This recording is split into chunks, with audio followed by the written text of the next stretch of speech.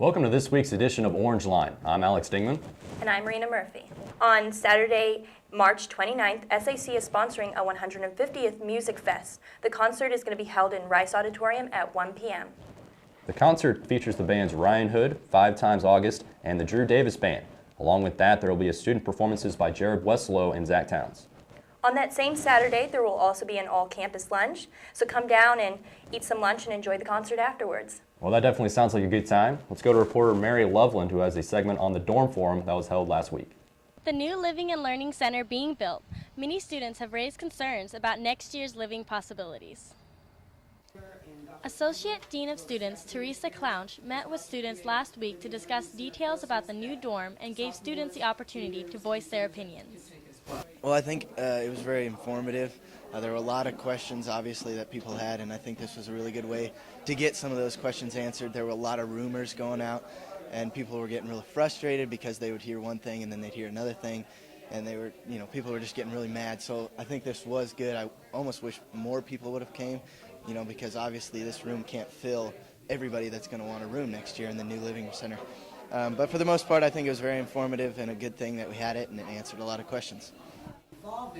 The Living and Learning Center will hold 190 students. One wing will be filled with special interest groups along with another wing of freshmen. 90% of the dorm will house returning students. I know it's got to be complicated. Of course, people get frustrated. I'm frustrated about it just because I'm going to be an upperclassman, and I'm going to want, a certain room, and I want to live with certain people. But, you just got to take your chances with the lottery. It almost seems a little complicated, more complicated than it needs to be. But, what can you do? The meeting also described the different suite-style rooms available. Students will have the option of 3 different layouts. Suite A consists of 4 single rooms, 2 bathrooms, and a living room. Suite B will have 2 double rooms, 2 bathrooms, and a living room. Suite C will contain 1 double room, 1 bathroom, and 1 living room. Each floor will have a laundry facility, and the first floor will have a computer lab and a kitchen. A main concern students had was the issue of freshmen living in the dorm. We all kind of had a plan. We all thought we were going to live in the center because, we thought it was going to be an upperclassman advantage, and now we know that the freshmen are going to take, 20 of those spots, and then the special interest groups are also going to take another wing, so that's 2 whole singles that could have been for upperclassmen that are designated for other things. Clounch explained that Academic Affairs wanted to pilot a program for select freshmen.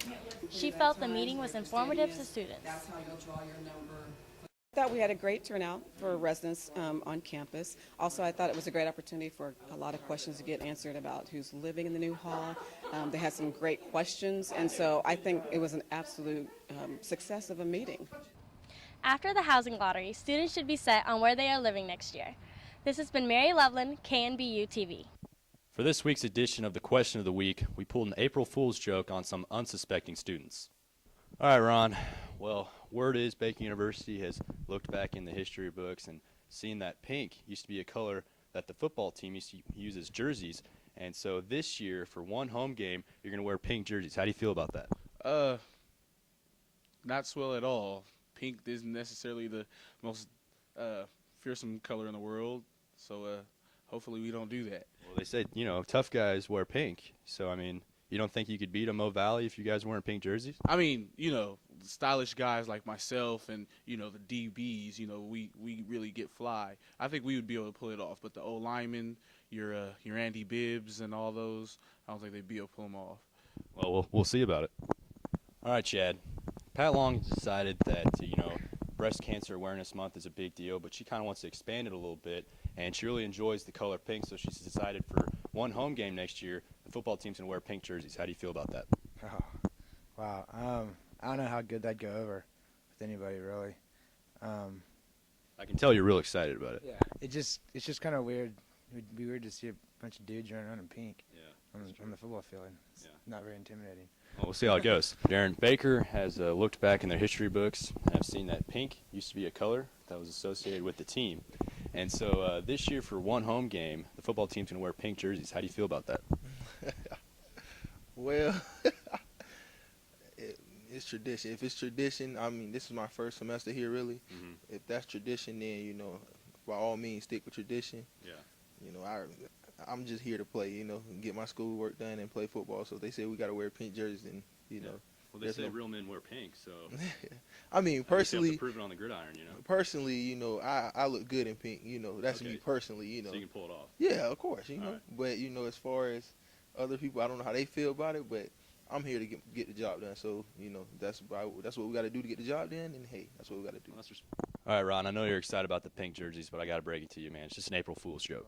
That's great. That's great. That's great. I was looking forward to it, kind of, but that's great. A little bit of a relief? Yeah. All right, Chad, I think you're going to be relieved to know that this is just an April Fool's joke. You guys aren't really going to have to wear pink. Okay, cool. All right, Jaron, I know you're man enough to wear pink, but I got to break it to you. It's just an April Fool's joke. Today's April 1st?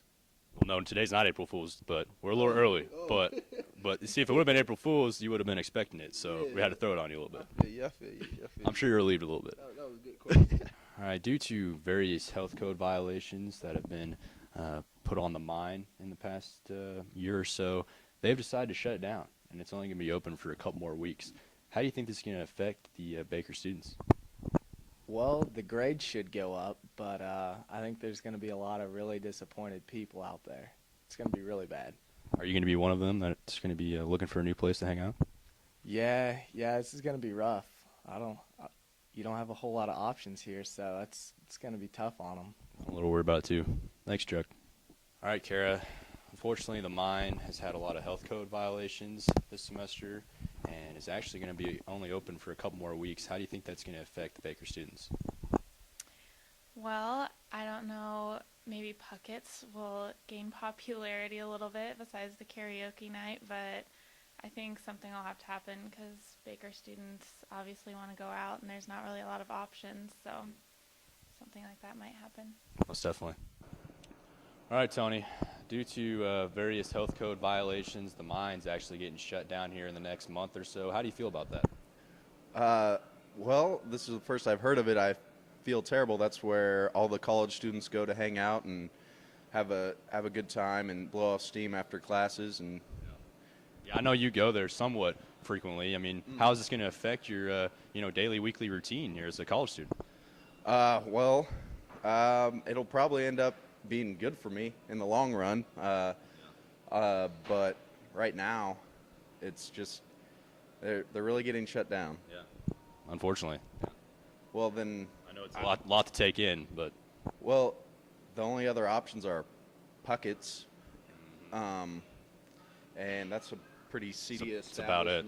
Yeah, I guess you could go to the Lodge, but yeah, overall, that's really going to put a damper even more on the college life right now.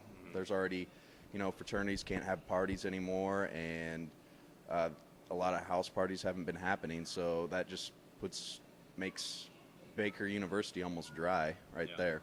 All right, well, thanks for taking some time, Tony. Yeah, thank you. All right, Chuck, before you get too upset, I want you to know that this is just an April Fool's joke. Okay, thank God. Yeah, you looked a little worried. Good. I'm glad to hear that. That means my grades can continue to suffer. Most definitely. All right, Cara, I could sense that you're a little disappointed the mine was shutting down. I want you to know that it is just an April Fool's joke. Good. I kind of figured something was going on. Yeah. All right, Tony, you look somewhat shell-shocked about this news I just gave you. Let me just tell you that this is just an April Fool's joke. I can't say what I want to say right now, but that's not funny at all, because I would wither away and die without the salt mine. I bet you want to go to the mine right now, don't you? I need a drink. A little stressed out. Yeah. I need a drink. Man. Thank you. Happy April Fools, everyone. This has been Alex Dingman for KNBU TV. Thanks for that, Alex. Tony sure looked pretty upset about that. We're going to take a quick commercial break, but stay with us.